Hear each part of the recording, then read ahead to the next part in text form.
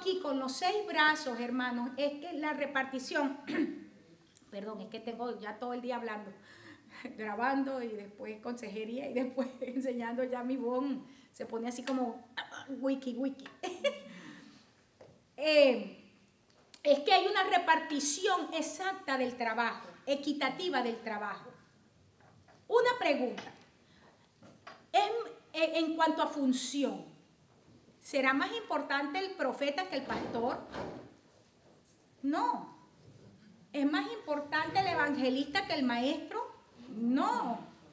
La razón por la cual todo el cuerpo de Cristo debe estar expuesto a todos los ministerios es porque necesitamos todos los ministerios.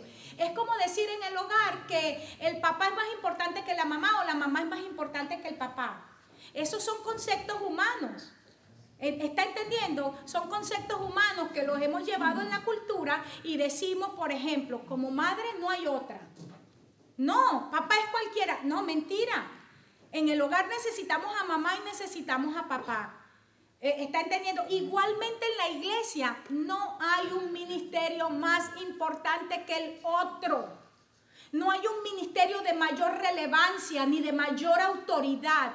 Esos ministerios que están allí en Efesios 4 tienen diferentes funciones o diferentes roles, pero tienen el mismo nivel de importancia y el mismo nivel de impacto en la iglesia. Amén. Porque todos están establecidos con un solo propósito, para traer al cuerpo a la estatura de Cristo.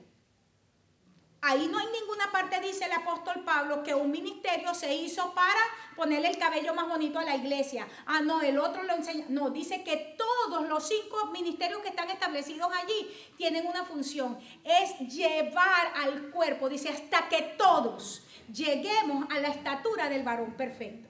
Amén. Y de eso es que nos está hablando los brazos del candelabro. ¿Lo estamos mirando, hermano? Vamos a seguir. Hay algo bien interesante porque estamos mirando ahora los brazos que están formados. Tienen también, dice que un almendro y tiene encima una manzana. Quiero que todos se sitúen y empiecen a ver el candelabro porque si no, se van a perder. Véanlo. Y para la próxima vez coloco aquí para que tengamos el candelabro y le voy a ir escribiendo para que ustedes lo puedan ver mejor.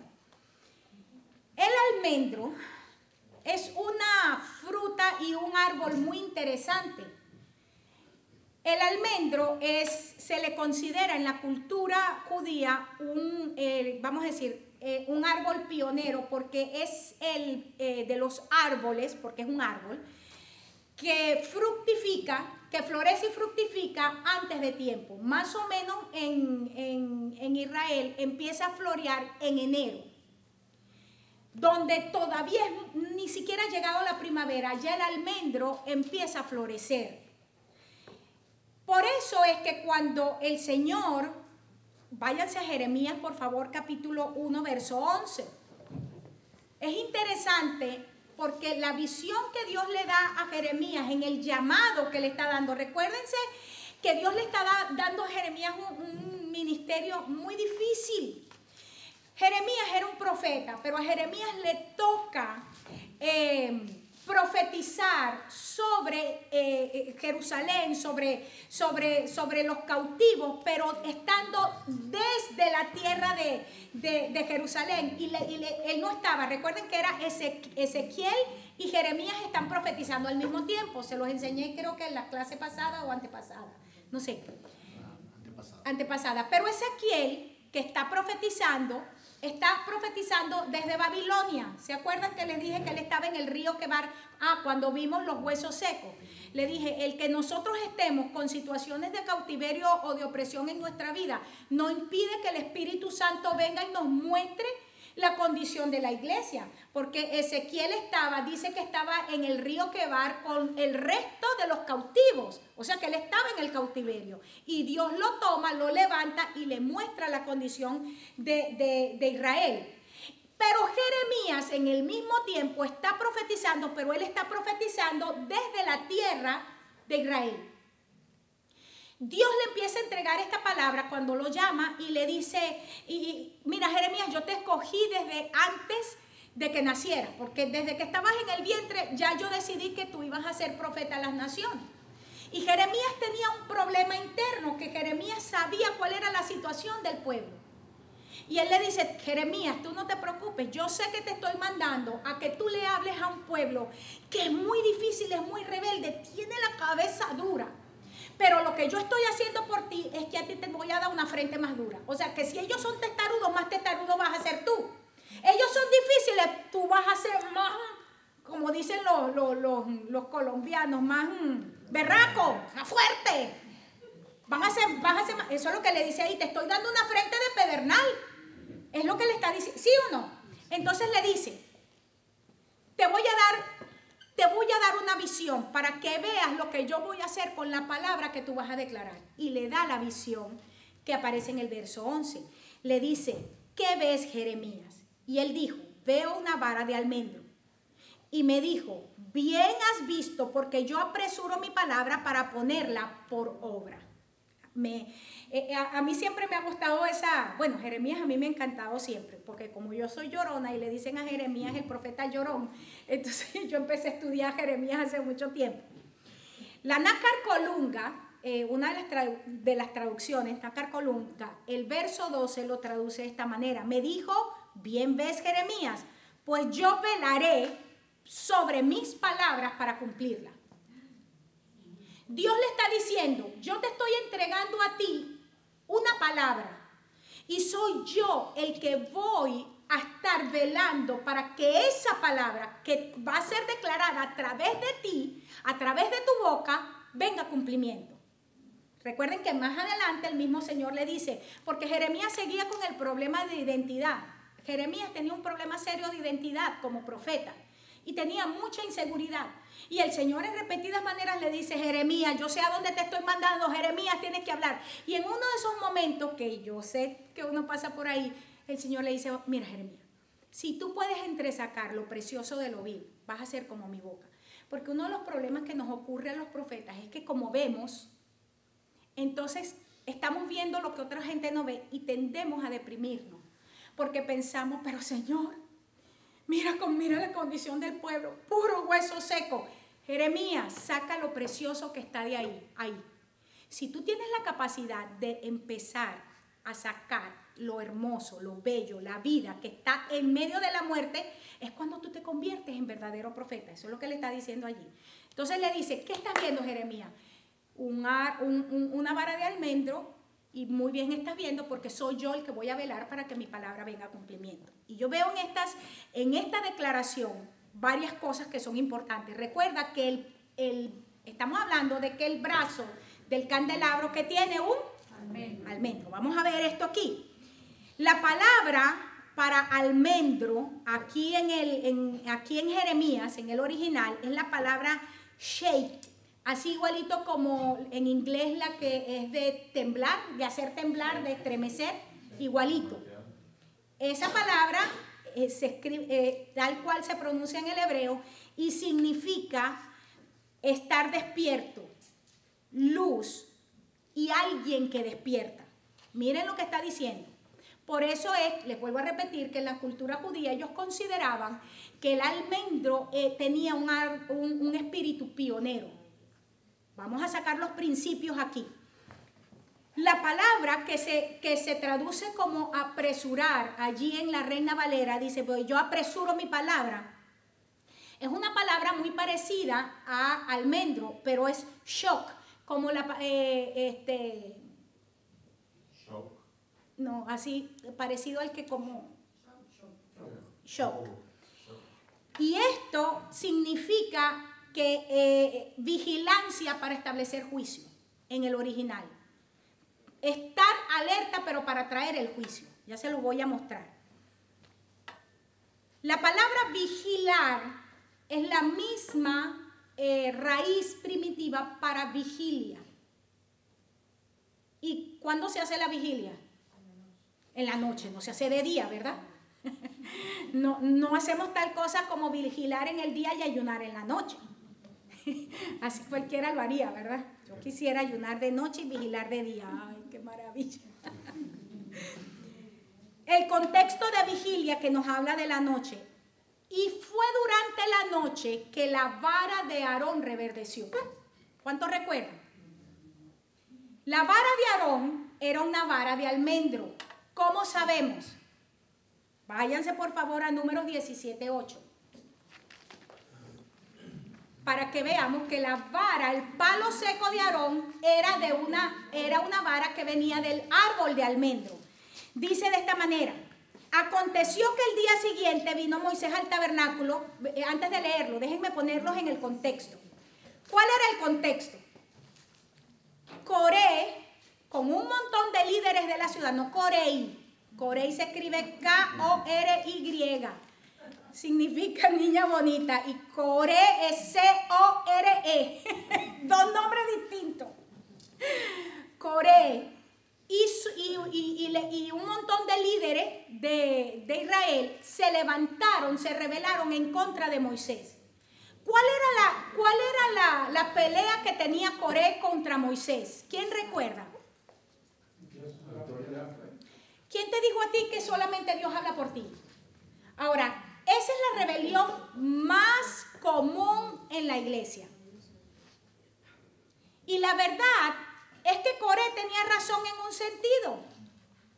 No era el corazón de Dios hablar solamente a través de Moisés, pero ¿quién fue el que rechazó la palabra de Dios? Fue el pueblo. Fue el pueblo el que le dijo a Moisés: anda tú y todo lo que Dios te diga a ti, tú no lo dices a nosotros. Y ahora vienen como con un problema de esquizofrenia. Se les olvidó que ellos le dijeron a Moisés: todo lo que Dios te diga, tú no lo dices. Entonces ahora se pone: ¿y quién te dijo a ti que solo Dios habla a través de ti? Ahí es por eso que Moisés era manso, porque si hubiese sido Coré, le dice: mira, muchacho bruto, tú no te acuerdas que tú dijiste que yo subiera solo y que tú no estabas interesado en escuchar porque te ibas a morir. Pero Moisés realmente era manso. Y por ahí fue la rebelión. Empieza la rebelión. Entonces viene el Señor y le dice a Moisés, le dice: ok, dile a esos príncipes que cada uno coja el príncipe de uno, el que quieran de su tribu, y traiga cada uno su vara. Y la vara que reverdezca, ese es el que yo he escogido para que sea sacerdote. ¿Sí estamos? Ese es el contexto. Número 17:8. Ya es el día siguiente. Y aconteció que el día siguiente vino Moisés al tabernáculo del testimonio, y he aquí que la vara de Aarón de la casa de Leví había reverdecido, y echado flores, y arrojado renuevos, y producido ¿qué? Almendro. O sea que la vara de Aarón es la vara de almendro, igual que está mirando Jeremías. Ahora, Jeremías sí lo sabe y está bien entendido en lo que está mirando, y nosotros no, porque a nosotros nos cuesta la vara, tantos años no identificamos una cosa con la otra. Y el Señor le dice, porque Jeremías sabe qué representa la vara de Aarón. Representaba la autoridad del sacerdocio, ¿verdad? Representaba la autoridad de Dios delegada sobre una persona. ¿Qué estamos hablando? ¿Que son los brazos del candelabro? Personas que tienen el trabajo equitativamente distribuido y que están ungidos por Dios para hacer un trabajo. Entonces no es casualidad que Dios le dice: ese candelabro, esos brazos tienen que tener un almendro. Ellos lo están entendiendo, la simbología. El problema somos nosotros los que no entendemos la simbología. Por eso es que en la Biblia, les vuelvo a repetir, la Biblia se explica sola. Nosotros no tenemos que darle explicación a nada. El problema es cuando nosotros damos la explicación, que es la gran cantidad de enseñanzas humanas de hombres que tenemos dentro de la iglesia. Ahora ven, si la vara de Aarón, que es una vara de almendro, representa la autoridad divina delegada sobre el hombre, y los brazos del candelabro con el almendro están representando personas a quien Dios le está delegando, comisionando un trabajo, y a quienes está habilitando con el poder de su Espíritu Santo, vamos a ver qué es lo que hace esa vara. ¿Qué es lo que se espera que esos brazos hagan? Veamos. Una de las cosas interesantes que encontramos es que se está dando el problema de rebelión. Volvamos al contexto de allí del pasaje que acabamos de leer. Y estaba la pelea. ¿Hasta cuándo duró la rebelión?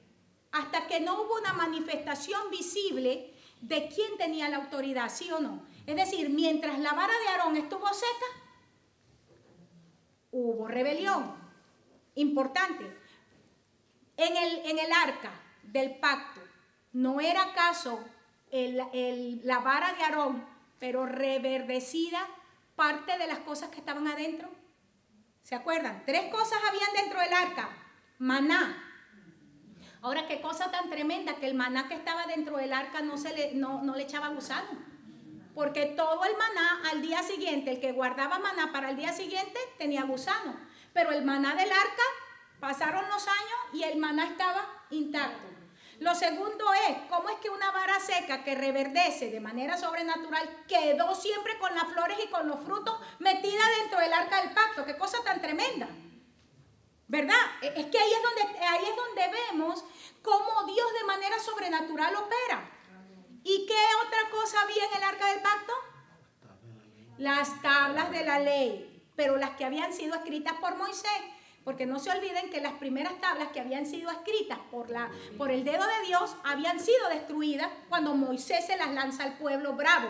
¿Se acuerdan? Y entonces tuvo él que subir con aquellos bloques en el hombro y empezó a escribir sobre los bloques la ley de Dios. Y eso era la imagen, yo les hablaba hace unos días, que eso era la imagen de lo que era el antiguo pacto. Era tratar de escribir la ley de Dios en un corazón de piedra.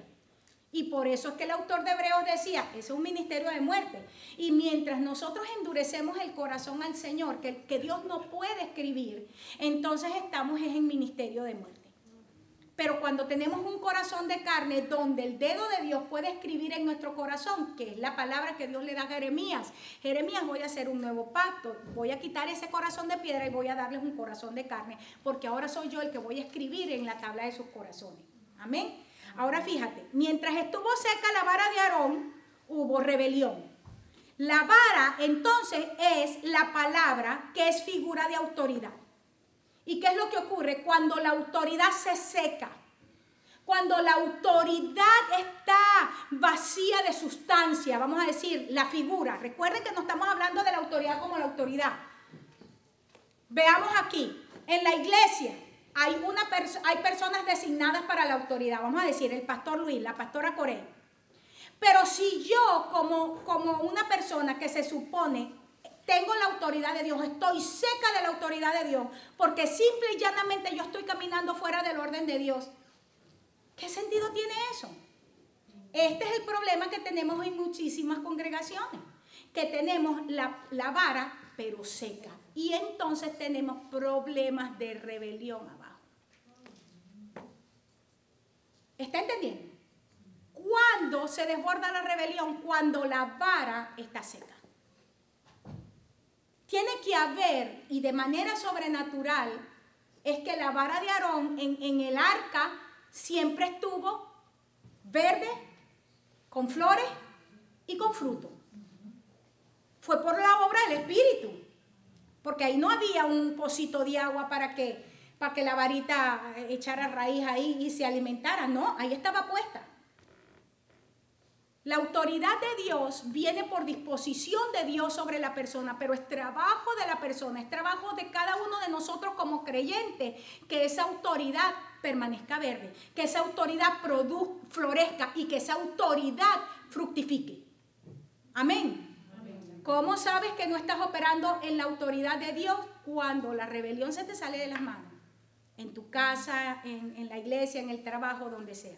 Siempre Satanás va a querer venir, pero el asunto no es que venga, el asunto es que tenemos la autoridad para aplacarlo. Estamos entendiendo, pero si no existe esa autoridad para aplacarlo, el problema no está allá, el problema está ¿dónde? En la vara. Amén. Esto es duro, ¿verdad? Porque nos confronta a nosotros mismos. Pues sí. Nos confronta a nosotros. Lo tremendo entonces es que la vara, aun cuando estuvo seca, fue una herramienta maravillosa bajo la guianza de Dios, porque el poder no es del hombre, sino es un instrumento en las manos del Señor. ¿Qué pasó antes de que reverdeciera? Que fue la marca de la autoridad. Mientras estuvo seca, ¿no fue acaso la vara de Aarón la que se convirtió en serpiente? ¿Verdad? ¿Se acuerdan? Ahora, estando seca la vara, porque entonces podemos decir, ay, entonces ese poco de pastores, ese poco de líderes que no tienen la autoridad de Dios, ellos van a tener siempre problemas de rebelión. Pero en esas congregaciones usted siempre va a ver transformación. Lo primero que vemos es una transformación del mundo vegetal, del reino vegetal al reino animal, porque la vara era del árbol, ¿verdad? Ese reino vegetal, ¿sí o no? ¿Y en qué se convirtió? En serpiente. Hubo una transformación de lo vegetal a lo animal. ¿Y qué es lo que estamos viendo aquí? Tiene que haber, a pesar de que la vara esté seca, todavía tiene que seguir habiendo transformación en medio nuestro. Tienen todavía que seguir habiendo transformación de tinieblas a su luz admirable. Amén. Entonces el proceso de transformación de un reino a otro reino no depende de tu autoridad, sino de la obra salvífica del Señor. Me llama mucho la atención porque fue la vara de Aarón la que se come a las serpientes de dos personas que conocemos su nombre en el Nuevo Testamento, Janes y Jambres. Quiero que veas lo siguiente, porque hoy fue que aprendí esto. Nunca me había puesto a buscar los nombres de Janes y Jambres. Nunca, nunca. Janes significa, déjame decirte, lo puse por aquí abajo, para que veas cómo está metido dentro de la iglesia todavía Janes y Jambres, que hablan acerca de poderes de las tinieblas, pero por ocultismo. Mira cómo está metido en la iglesia hoy. Janes significa lleno de placeres. Y dime si lleno de placeres no es la doctrina de la prosperidad que tenemos metida en la iglesia. ¿Sí o no? Es eso. Y el otro, Jambres, significa pobreza. ¿No es acaso el otro extremo que tenemos con los votos de pobreza que traemos de la iglesia tradicional? Son los dos extremos de la doctrina. Y los dos vienen por el mismo espíritu, espíritus de ocultismo. Ay, por eso es que Pablo le dice a los Gálatas, ¿quién los fascinó? En la Reina Valera, la traducción es, ¿quién los embrujó? ¿Por qué? Y Pablo estaba hablando ahí de qué?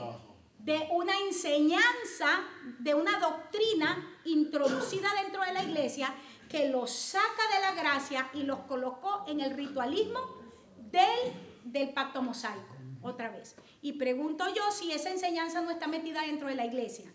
Hermanos, miren, cada vez, si usted me pregunta a mí, un sistema anticristo, para mí es mesianismo en la iglesia. ¿Por qué mesianismo en la iglesia? Porque ni ellos pronuncian el nombre Jesús. Ellos lo llaman el Eterno, el Creador. Yo no sé qué diferencia hay entre esos nombres y los de Nueva Era. O los musulmanes, el Magnífico. Pero no le dicen Jesús ni a palo. ¿Verdad que no? No lo reconocen. Entonces, dígame a mí usted si eso no es espíritu anticristo. Eso no es. Pero entonces nosotros queremos vestirnos como musulmanes casi. Porque, o sea, nos vestimos como judíos. Danzamos como judíos. Cantamos como judíos. Lloramos como judíos en el cautiverio. Por eso es que aquí siempre, yo les insisto a las danzarinas, no quiero que todo sea... ¡No! Nosotros no somos de ese tiempo. Metan cosas de ahorita del tiempo presente porque nosotros somos de otra generación. Nosotros somos siglo XXI, hermano. Porque si el Señor quisiera que siguiéramos metiendo el efod y siguiéramos metiendo el así, entonces nos hubiera dicho ahí específicamente el apóstol Pablo, que fue el apóstol a la iglesia gentil, nos hubiera dicho, sigan practicando las nuevas lunas, sigan practicando todo esto, ¿no? Y nos dijo, ustedes no tienen por qué sujetarse a esa corriente, ya nosotros fuimos libres, a libertad nos llamó Cristo. Amén. Y la vara de Aarón seca se comió a estos dos. Ahora, ¿cómo estará la vara en muchas iglesias que son estos dos los que se lo están comiendo a ellos? No tienen la capacidad para pararse y decir esto no entra aquí porque se acabó, pues. Y no será porque en el fondo ni conocen la palabra. Yo he llegado a la conclusión que es que no conocen la palabra. Esos grupitos por ahí que yo escucho, que las hijas de Sión, que las princesas no sé qué. Dios mío, es que eso es un viento en la cabeza, para no decirles la otra palabra, porque si no ustedes se... ¡Ay, qué grosería! Grosería es tener un poco de gente que no tiene nada aquí. ¿Ah? Sí. Fíjense esto. La vara de Aarón se come a estos dos que nos representan ocultismo, fuerzas diabólicas. El apóstol Pablo en el Nuevo Testamento dice, iguala los que se opusieron a Moisés con la gente que se oponía a la verdad. Y eso es anticristo en naturaleza. Vayan todos, por favor, 2 de Timoteo 3, versos 1 al 9, y me voy a tomar el tiempo para leerlo.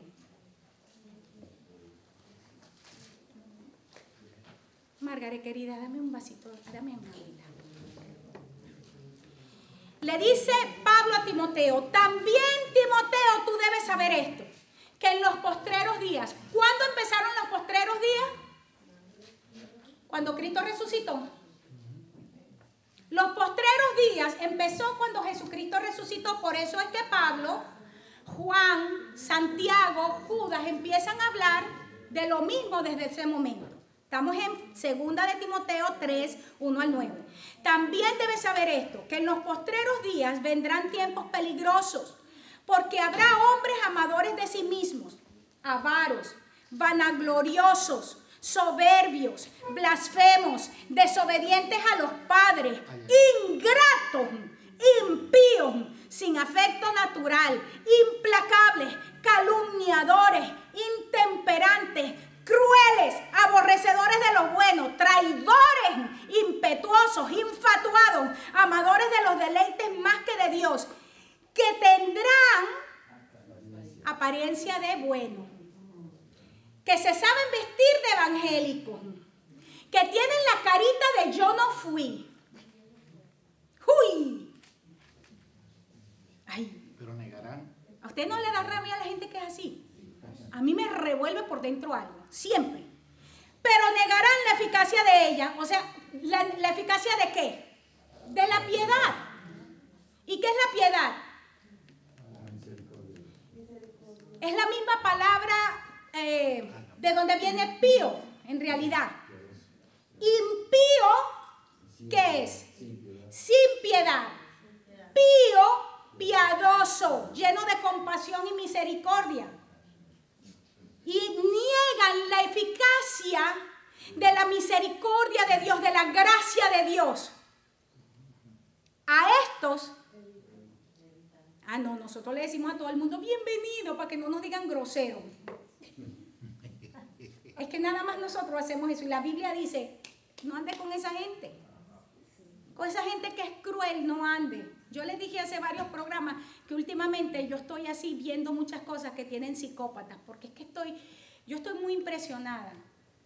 Yo conocía del psicópata, pero con todo lo que estaba viendo últimamente, el psicópata tiene la capacidad de hacer lo malo, la maldad, de hacerle mal a la gente sin sentir remordimiento. ¡Qué cosa tan terrible! Gente que perdió, sí, toda la condición de ser humano. Porque nosotros como seres humanos, y yo he reflexionado mucho en estos días desde que he estado mirando estas cosas, yo estaba reflexionando mucho, miren lo que hace el diablo. Nos va llevando a un punto donde ver la guerra, los desastres de la guerra como normal, y no nos da nada. Hermanos, nos va enfermando nuestra mente y no puede ser. Cuando nosotros vemos cosas de este estilo, nuestro corazón debe sentir algo. Dios mío, no podemos concebir que haya tanta maldad en la tierra. Y dice aquí, a este tipo de gente tú tienes que evitarlo. Y entonces sigue diciendo, no he terminado el pasaje, porque de estos, todos estos que mencionó, son los que se meten en las casas y llevan cautivas a las mujercillas cargadas de pecado. Aquí no es que se metió un hombre y se robó una mujer, no.